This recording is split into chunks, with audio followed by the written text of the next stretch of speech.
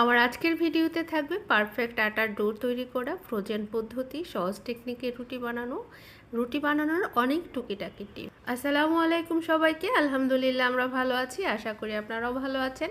যে যেখান থেকে দেখছেন সম্পূর্ণ ভিডিওটি দেখার জন্য আমন্ত্রণ রইল। এখানে আমি 2 কাপ পরিমাণ পানি দিয়ে দিলাম, তারপরে দিয়ে দিচ্ছি পরিমাণ মতো লবণ, এরপরে দিয়ে দিব আমি একটু সয়াবিন তেল। এখানে আপনারা যখন বানাবেন তখন আপনারা আপনাদের মেজারমেন্ট অনুযায়ী করতে পারেন। আমি 2 কাপ পানি দিয়ে কতটুকু আটা দিচ্ছি সেটাই আপনাদের সাথে শেয়ার করতেছি। তো আমি একটু তেলটা আর লবণটা মিক্সড করে নিয়ে, যেহেতু 2 কাপ পানি দিয়েছি, এখানে কিন্তু আমি 5 খুন্তি আটা দিব। যেহেতু কাপের সাইজটা একটু বড় তাই 5 খুন্তি দিচ্ছি। আপনাদের যদি কাপের সাইজ ছোট হয় সেক্ষেত্রে কিন্তু আপনারা 4 খুন্তি দিবেন, তাহলেই কিন্তু এই পানির জন্য এই আটাটা পারফেক্ট হবে। 1 মিনিটের মতো নাড়াচাড়া করা হয়ে গেছে। যদি এই সময়টাতে আপনাদের মনে হয় যে আটাটা একটু শক্ত মনে হচ্ছে, সেই ক্ষেত্রে কিন্তু মাঝখানটা এইভাবে ফাঁকা করে আবার অল্প একটু পানি দিয়ে সেই পানিটা গরম করে আপনারা কিন্তু আটাটাকে এইভাবেই মিক্সড করে নিতে পারবেন। তাতে করে আটাটা একটু সফট হবে। আর আটার ডো সফট হলে কিন্তু রুটিটা খুবই সুন্দর হবে, বানাতেও সহজ হবে। আর এই সময়টাতে যদি আপনার মনে হয় যে আমার আরও একটু নরম করতে হবে, সেই ক্ষেত্রে অল্প একটু পানি, অল্প একটু তেল দিয়ে দিবেন। আমার কিন্তু এখানে প্রয়োজন ছিল না, বাট আমি আপনাদেরকে দেখানোর জন্য এই টেকনিকটা, যে যদি বাই চান্স আপনার মনে হয় যে আটাটা একটু শক্ত মনে হচ্ছে, সেই ক্ষেত্রে কিন্তু এখানে আপনি আবার নর্মাল একটু পানি, গরম পানি দেওয়ার প্রয়োজন হবে না, নর্মাল একটু পানি আর একটু তেল দিয়ে আবার মধ্যে নিলেই কিন্তু হয়ে যাবে। আর দেখতেই পাচ্ছেন যে আমার আটার ডোটা কিন্তু খুবই সফট হয়েছে। আমি সফট আটার রুটি বানাতে পছন্দ করি। আর সহজ টেকনিকটা হচ্ছে, এখানে দেখতেই পাচ্ছেন যে আমি একটা রুটি মেকার নিয়েছি। তবে কেউ কিন্তু এটাকে কোনো রকম প্রমোশনাল ভিডিও মনে করবেন না, আমার ভীষণ পছন্দ হয়েছে, সেটাই আমি আপনাদের সাথে শেয়ার করতেছি। আর যেহেতু বলেছি সহজ টেকনিকে, আসলে রুটি বানানোর সহজ কোনো টেকনিক নেই একমাত্র এই উপায়টা ছাড়া। যদি আপনি রুটি মেকারে রুটি বানান তাহলেই কিন্তু একমাত্র রুটি বানানোটা সহজ একটা টেকনিক। অনেকেই অনেক পদ্ধতি দেখায়, কোনোটাই কার্যকরী না। আমি সব কিছু ট্রাই করে দেখেছি, কিন্তু একমাত্র এই রুটি মেকারেই কিন্তু আপনি সহজ পদ্ধতিতে রুটিটা তৈরি করতে পারেন। আর আমি কিন্তু আটার ডোটাকে এভাবে গোল গোল করে আগে রেডি করে নিয়েছি, কারণ এখানে রুটি বানাতে কিন্তু একদম সময় লাগে না।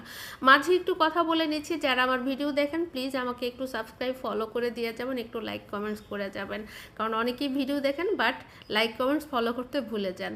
আর এখানে আমার সবগুলি রুটি বানানো হয়ে গেছে। এখন আমি কিছুটা সেকে নিব আর কিছুটা ফ্রোজেন করব। যেহেতু আমি প্রতিদিনের রুটি প্রতিদিন বানাই, অনেক রুটি একসাথে বানিয়ে ফ্রোজেন করি না। তো সকালবেলা রুটি বানিয়ে আমি রাতের জন্য ফ্রোজেন করি, বা রাতে বানালে সকালের জন্য ফ্রোজেন করি।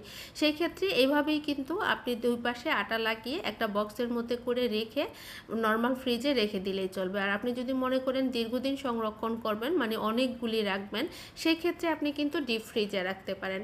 তাতে করে কিন্তু রুটিটা আপনি 7 দিন থাক, 15 দিন থাক, কোথাও কিন্তু কোনো সমস্যা হবে না। অনেকেই ভাবতে পারেন যে ডিপ ফ্রিজে রুটি রেখে কীভাবে ছেঁকা যায়। হ্যাঁ, ডিপ ফ্রিজে রুটি রেখে আপনি যখন রুটিটা সেঁকবেন তার 5 মিনিট আগে বা 10 মিনিট আগে একটু বের করে রাখবেন, রুটিটা একটু নর্মাল হবে। আর আপনি কিন্তু সেটাকে খুব অল্প আঁচে একটু সেঁকে নিলেই কিন্তু হয়ে যাবে।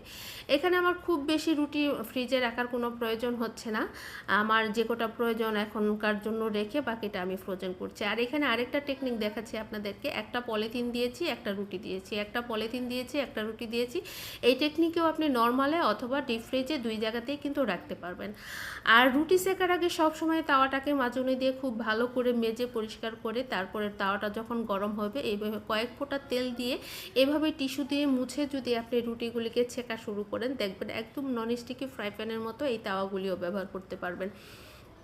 আমি অনেক ননস্টিকি ফ্রাই প্যান ব্যবহার করেছি, কিন্তু এই তাওয়ার চাইতে বেশি ভালো মনে হয় না আমার। কিছুদিন ননস্টিকিতে রুটি ছেঁকার পরেই কিন্তু সেগুলি নষ্ট হয়ে যায়, যার কারণে এখন আমি একদমই রুটি ছেঁকা বাদ দিয়ে দিয়েছি ননস্টিকিতে। আমি এখন এই লোহার তাওয়াগুলি ব্যবহার করি এবং বেশ ভালো লাগে আমার কাছে। একটু গরম করে তেলটা দিয়ে একটু মুছে নিলেই কিন্তু হয়ে যায়। তারপরেও যদি রুটি সেঁকতে সেঁকতে মনে হয় যে এটা লেগে আসতেছে, তখন আবার আপনি নতুন করে কয়েক ফোঁটা তেল দিয়ে আবার একটু টিস্যু দিয়ে মুছে নেবেন, দেখবেন যে খুব সুন্দর রুটি সেঁকতে পারবেন।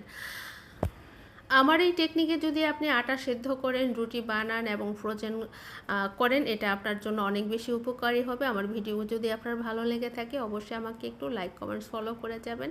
আপনারা এতক্ষণ আমার সাথে থাকার জন্য অনেক অনেক ধন্যবাদ। ভালো থাকবেন, সুস্থ থাকবেন। আল্লাহ হাফেজ।